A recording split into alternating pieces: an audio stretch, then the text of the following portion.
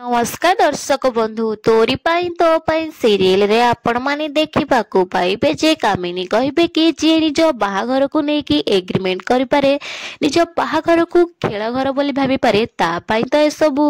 JJ बापा कहिबे कामिनी तमे कोन सबु कहू जानि पारुछ तो अरे ए घटना आ से घटना भितरे बहुत फरक अछि।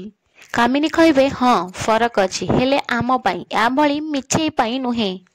जी मिछ कुहे अनेक को धोखा दिए संपर्क को खेल बोली भावे ता पाई तो एसबू किछि बड़ कथा भी नुहे।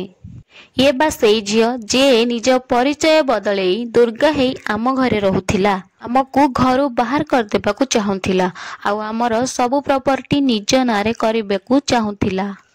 आउ आजी एसबू पाई ये काहे कि किछि करि परिबोनी मु तो कहूची ये ही मो अनुज को सहित किछि करिछि।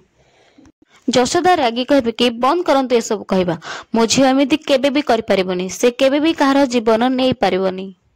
ए प्रॉपर्टी अनुज मो झियो नारे करछंदी ता माने नुहे जे मो झियो तांगु मारिबा पई चेष्टा करिवो से कहबे